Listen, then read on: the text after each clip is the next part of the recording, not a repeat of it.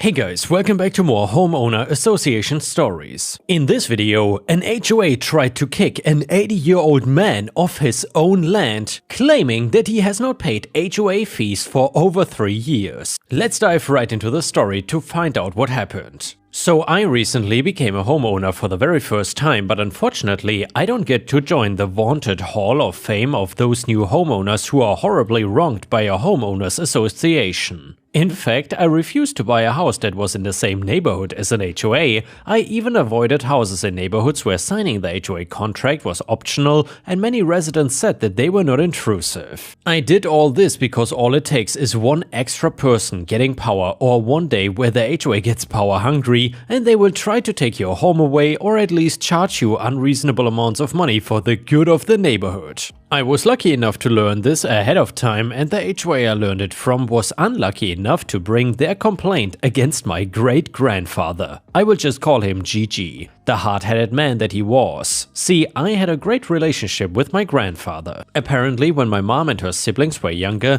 he had been angrier because it was around that time that his children all decided to leave the state and home of their youth behind. The home that Gigi owned was land that had been in the family since before the American Civil War. This led to many of his grandchildren not having good relationships with him. However, he did come and extend a peace offering with the birth of his great-grandchildren, having seen many of the errors of his ways. Many of my aunts and uncles turned away this peace offering, but my mother didn't. This meant that I got to know my Gigi and learned so much about him and, through stories about the family, his pride in who he and his family were. Safe to say, the land was securely in Gigi's name. A housing settlement ended up being built neighboring his property, which Gigi said he was happy about after being stranded all alone after the previous owners had sold their land. The issue came with something that he did not realize the issue of until later on. The settlement was managed by an HOA, and when the HOA took charge over the settlement, they briefly came to my GG and asked if he would like to sign a contract to include his land into the HOA management jurisdiction. My GG scoffed and asked what kind of a man he might be if he could not even manage his own land. He waved them away and said that he would be selling his land before the day came that he couldn't enjoy it or use it any longer. I knew this upset him because he did not have any family who would take it after him, but even as much as I love GG and his land, it is not for me.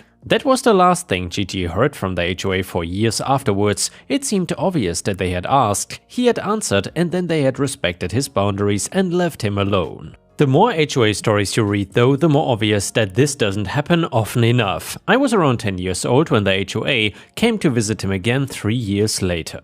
I happened to be visiting while my parents were going to a funeral, and instead of bringing their restless kid along, they offloaded me on the way. I had just come in from feeding the chickens while Gigi was finishing up his own chores. I could see the driveway from the kitchen table where I was waiting, which allowed me to see the car that pulled up. I did not recognize it, which meant that they were probably in the wrong place, as Gigi did not have that many visitors on his land. 4 people piled out of the car in a burst of frantic activity and huddled around one of the people that came out of the passenger seat with a clipboard holding a sheaf of papers. This man with the papers turned out to be the brand new president of the HOA, who decided that he was not gonna allow the continued abuse of the HOA's properties that apparently my GG had been perpetuating. The other 3 were those members of the HOA that had always been toxic but were forced to hide it due to the actual ethical business that their leaders were doing. No such need for ethics now though. They had never forgiven GG for turning down the HOA and then forever affecting their property values by allowing wild growth to extend to the very borders of the neighborhood. I know now that the set to their shoulders and their frantic energy on this day came from a vindication of their self-centered beliefs. The old fart would finally contribute and by doing so would accept their leadership. Or at least that's what they thought would happen. My GG comes into the scene and stands at ease before these invaders like the hero I did and still do believe that he is. They all faced him. Meanwhile, I made myself to the propped open front door so I could hear them through the screen. The new HOA president says, "Nice to meet you, GG. I've heard plenty about you, so I feel like I already know you." GG was obviously already on guard because he replied, "Well, in that case you have the advantage because I still don't know your name." The president looked down at his clipboard, aghast like a script was there, and GG had broken it to pieces without any hesitation. He reddened a bit before looking up to meet GG's cool gaze. "Press." GG raised his eyebrows and watched Press for a moment. After what felt longer than the mere seconds it must have been, the president spoke up again and said, "And with me I know those three. Anyway, what are you doing on my land uninvited?" The man's confidence was easily turned into anger when faced with my GG's confidence, and by now our friend Press was fuming. "We are on your land to discuss your 3 years of unpaid dues for the HOA and what our options are moving forward in order to ensure that no one here is unfairly hurt by this situation." GG gave a big belly laugh. "Unpaid dues? Are you really implying that your little organization has some sort of power over my family's land?" "I don't care who owns the land, our HOA manages it. We manage the neighboring housing settlement and this house and land as well. I can show you exactly where our forms say so." GG then said, "I don't care what land the city said you were allowed to control. They don't own the land we are standing upon and they couldn't give you authority over it. I was given the choice to join 3 years ago when you fellas came along and I chose not to." The press had been holding the clipboard out to GG, who did not take his eyes off of Press's face. Press lost the staring contest as he looked back down at the clipboard and flipped a few pages and then held it out again. "That was an error on the part of my predecessor, one I don't intend to allow any longer. If you look here, you can see that the city has given us authority over this property." Even just a brief stint of conversation with my GG holding his gaze had Press looking anywhere to avoid GG's eyes. So GG turned and looked at each of the 3 men that he had known for the last 3 years until they were squirming too. GG finally said, "What is it that you expect to happen now that you are claiming your power over land that you are trespassing?" Press almost seems to take a moment to even recognize that he had been asked a question. He stammered out, Well, you see, we will be forced to pursue further legal action." Back to the trusty clipboard, Press pulled out a few yellow forms and handed them to GG.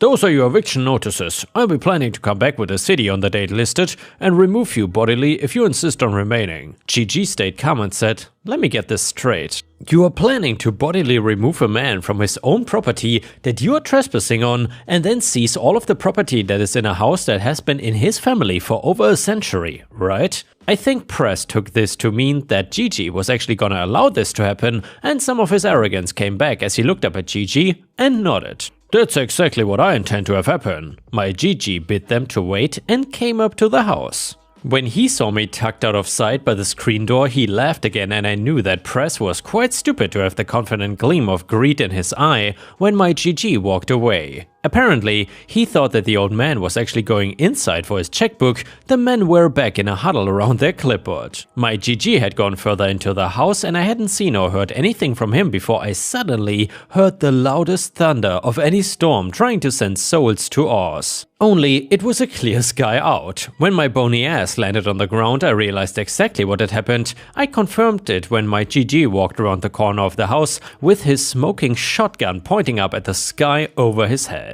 Press looked just about ready to wet his pants when he turned and saw my GG standing there with his shotgun. GG did not give him a chance to speak before he said, "Press, this here is my land and it will be for a while longer. So if you truly want to threaten me with assault and robbery, then I hope you can understand why I would be prepared to defend myself." It was like Looney Tunes when Press's backup all zipped into the car. Their misplaced confidence was easier to crush than Press's. "This is absurd, GG. You're threatening me with a gun won't do anything to improve your home situation." GG said, "Press, we both know that your HOA has no claim on my land unless I agree to pay those dues that I supposedly allowed to build up. Now believe me, I'm prepared to defend my land and you just made yourself uninvited upon it for the rest of my life. If I smell your hair gel on my land again, I'll shoot first and see if you mount half as well as the deer in the den." Their bluff was safely called. GG vanished in the backyard for a bit to lock up the shotgun again, and when he came, I was waiting for him. "GG, we don't have any deer heads in the den."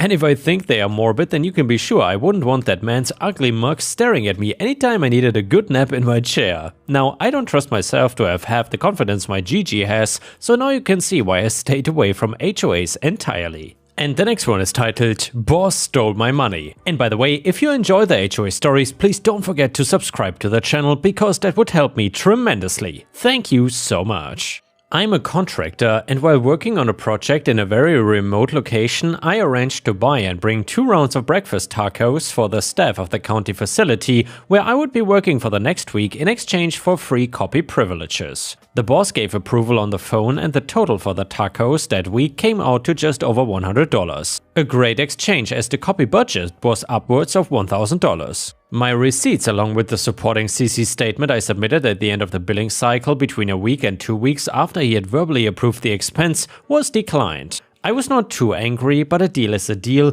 and I called the boss to remind him that he had approved the expense. His response was, "You should have gotten it in writing." Pissed me off royally, but I finished the project as promised and was working on another project for another client less than a week later.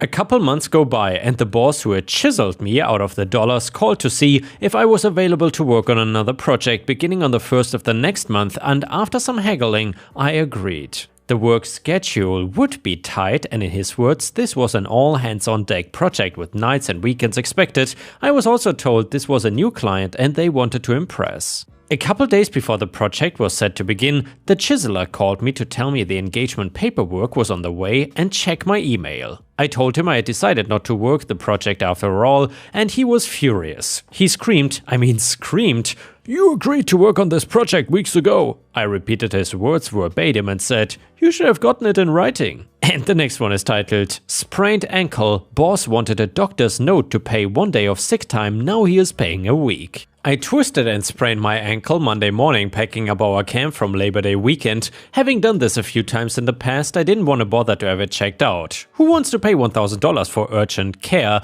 to tell you to rest and ice it? Yay, America! So I went to work on Tuesday. I got morning stuff done and explained the situation to my boss, told him I would need to take the day off because it was swollen and painful and I needed to rest and be off of it in order for it to heal.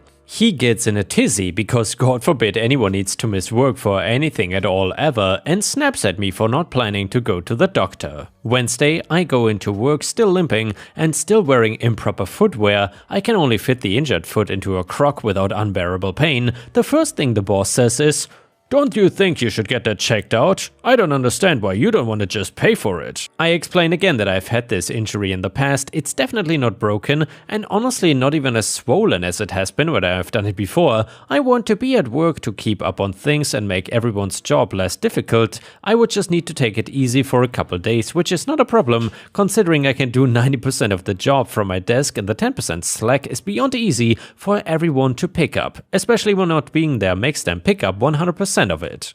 This gets met with more attitude, so I ask if I'll be getting paid sick time for the day I missed yesterday. He says no, not without a doctor's note. You can visibly see the injury clear as day, and I'm trying here, so what the hell? I'm fed up at this point, so a little later on, I say okay and leave to go to the doctors for the note he wants so badly, knowing full well what they would say to treat it and that I'll need to be off of it for 3 to 5 days. After an x-ray and getting the "Yeah, but sprained, keep doing what you've been doing," I let them know that my boss asked for a note for missing a day of work to rest it, and the doctor asks if I want to be at work to do what I can and stay off of it as best as possible, and I say that's what I've been trying to do, so I'm fine with what I do, have sick time if it would be more beneficial to be off of it for a couple days. She comes back with a note that says that I may return to work on 9th September, which would be Monday. I took a picture and shot it over to Bossman, just a photo. He replies, "What's wrong with ankle?" which I met with no response considering none is needed. He got his note.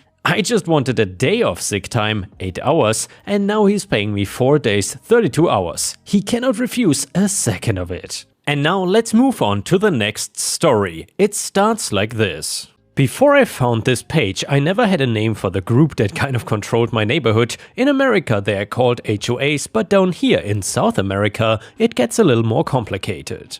I want to call them an HOA because from what I understand the role is similar, just without power being given to them by anybody. So similar to our neighbors up north, we can have problems with them taking more than they should, and that happened to me last year. I don't live in a rich neighborhood and sometimes it can be easier to let land sit for a while. When my brother died and gave his property to me, I did not know what to do with it at first. He did not even have a house there or anything, it was just a spare lot of land. I did the only thing I could think of and fenced it off until I could come up with something. Maybe hope for prices to go up so I could make something off of it. I wanted more than anything to discuss it with my family first, so I went to visit my parents for a couple of weeks, figure out what we were doing for the funeral and what I could do with the land. My mom did not want me keeping the lot, she did not even want me to keep my own property because of how bad the area was. The only positive thing I could say was that the HOA who ran things were not a gang. I cannot say that for everywhere around here, they were bad people though and always wanted to try and get more money from others. One time they even tried to charge people for having company or parties, a noise fee they called it. If that doesn't show you how bad these people are, then what I will tell you next will change your mind really fast. When I got back home and went to check on the lot, I saw that it had been transformed. There was never grass or anything, but when I left it, it was a land made of dirt fenced in. Now there was gravel, small gravel like the kind you can drive onto. The fence was gone and replaced with a much fancier gate. At the gate, a man who was taking money to let people come in and park. They saw the empty land and knew that the owner had just died. Their first thought was to turn around and make money off of it. I went to the guy standing at the gate. Me, what's going on here? This is my land. Man, no way. The HOA owns this lot and if you want to park here, you have to pay. Otherwise you can turn around and leave. Me, I'm not going anywhere. You cannot keep me out of my own damn property. I want every single car here gone or I swear I will get them out myself. Man, you come onto this parking lot and I promise that you're not gonna like what happens next. I don't like to back down, but when a guy is twice your size and looks like he could kill you with one punch, well, let's just say I walked away to try and find something else that I could do. Going to the HOA felt like a waste of my time because they would not help me. They stole it from me, but I figured that I better go and talk to them so I can say that I did. The last thing I need is them getting away with it because I never went to complain and claimed the land. I told them about the land and they just told me it did not matter if my brother left it to me. They had a right to it over me because it was an empty lot and the HOA can take over things once the owner dies. Well, there's no law that says they can do that and I knew for a fact that my brother was not an HOA member because I was not either. We hated these guys, honestly, and the fact that we didn't get harassed for not joining too much was a blessing. Now they wanted to screw me over though and take land that I didn't even want in the first place. It did not matter since I was never gonna let somebody waltz in and take what belongs to me. I did not let it happen when I was a kid playing with toys and I was not about to let it happen again. I knew that I didn't have the money and the HOA knew that I didn't have money. What I did have though was profits from the sale of my brother's actual house. Not much, but enough to hire a lawyer and get him to take on my case. Despite being young, he did have a will and all the correct paperwork in place to leave me the property. I filed a lawsuit against the HOA and even my lawyer told me that if I did this, it could make my life living in that neighborhood very hard. I moved forward anyway, and after a long time I finally got a chance to show a court that I owned the property. The HOA guys had a really expensive lawyer who tried to claim that by living in the neighborhood my brother forfeited his rights to give away the land. That it instantly went to the HOA instead. My lawyer chimed in that there was no law stating they got the land if my brother died. Not unless they had a contract of him agreeing to that. The kind of thing they probably put in small print for people that joined the HOA and then gave them the money. However, no contract for my brother could be found since, like I said, we never joined this HOA. They were ordered to remove the gate and parking lot from my land, and then they were told that they had to give me all the money they made from people parking, and if they didn't give the right amount, the government would come in and freeze their bank accounts until they got to the bottom of the correct amount of money. It turns out they had made a ton and wanted to just walk away and pocket all of it.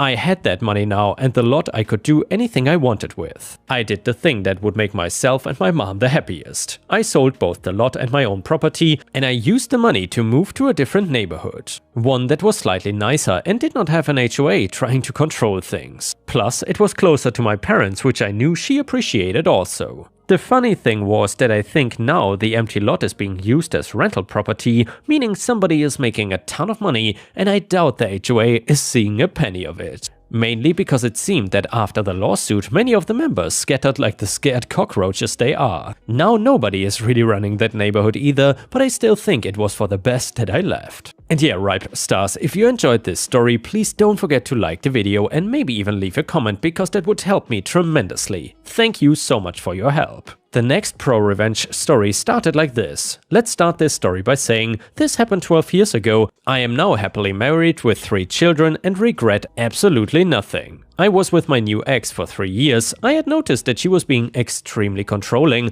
I was expected to give every little detail of my day and tell her my schedule in advance. And if I deviated from that, she would be very upset. She chalked it up to just bad feelings she was having and shrugged it off as her paranoia for past relationships of infidelity. I had never once cheated or strayed, and I never gave her a reason to act like this. It felt unbecoming of my fiancé to act in such a way. Now this is where it gets juicy. After she had asked for my schedule to make plans, as mine tend to be more hectic than hers, I noticed she was texting someone. In my line of work, if I put in more than 40 hours, I have the ability to take time off at will as long as the work is completed at a later date. I was very good friends with a brother and still am. We laugh about this to this day, and he actively reminds her of it. I messaged him stating that I wanted to do something special for her a little bit earlier than our anniversary to make sure it was a special surprise. They both worked in the same fabrication facility. He was a fabricator and she a shipping manager. He was kind enough to let me know her schedule, and that's where the discrepancy falls into place. Without my knowledge, she was foregoing overtime and she worked 12-hour shifts Monday through Friday, with the exception of Wednesday, when she would only work half a day. She had been taking Wednesdays off right around the time that she started getting extremely controlling. Lucky for me, I had stacked several days of leisure time up, so taking a Wednesday off for me was not an issue. A few days go by and Wednesday is here. I put on my work gear and leave for work. I was expecting her to leave as our apartment complex had 2 exits on the same road I could see directly across from a shopping center, so I parked my car near the back and waited. After about an hour, I noticed a very specific red Mustang with a specific decal on the back window. So this was her cousin by marriage. I had also done my due diligence to take an old laptop, which we kept on our desk in an office area, with a full view of the living room, bedroom door and bathroom plus the kitchen. I had set it up for remote access and had it alert me when the webcam noticed movement. So, giving her the benefit of the doubt, I thought he maybe be dropping something off or coming over to assist her with something, as her family sometimes does. Sure enough though, a message came through, so I remoted into my laptop. He walks through the door without skipping a beat. She unbuttons his shirt and begins kissing him. I created a URL link for the live stream. And as she was preoccupied, we had a family group text and a friend group text. They were both part of it, but at the current time, they were currently indisposed and didn't look at their phones. They did not even wait. They could have gone to the bedroom, but no, they decided to get freaky deaky right there on the couch. I sent the link off to the friend group chat and the family group chat, and within minutes I'm getting calls non-stop from friends and family alike. There was no turning back. She was getting blown up, but she was ignoring her phone. Not until the 4th or 5th call came through did they decide to take a break. For context, the state I live in allows recording of personal property regardless of occupancy. I was the only one on the lease and she was not allowed to be on the lease because of poor credit. The call she had picked up was from her cousin's mom, who she was banging.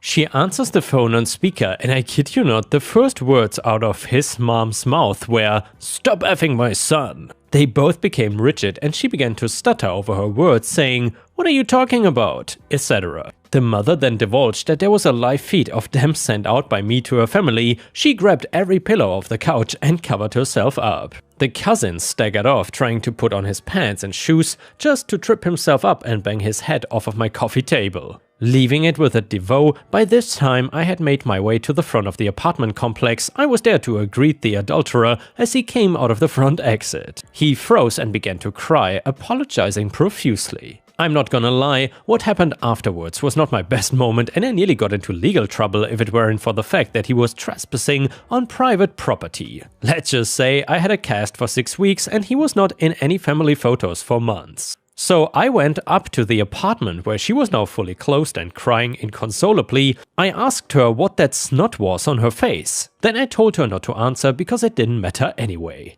I gave her 1 hour to remove all her belongings, as again everything in the apartment was mine except for clothes, some makeup and a few kitchen utensils. Her mom would not let her move in as she was just filled with embarrassment. Same for her brothers, and the cousin's mom kicked her son out. Rumors spread around our town very quickly, and for a lack of better words, she was very untouchable. And yeah guys, with this we have reached the end of the video. However, if you cannot get enough of my content, please don't forget to subscribe to the channel to not miss any of my daily uploads.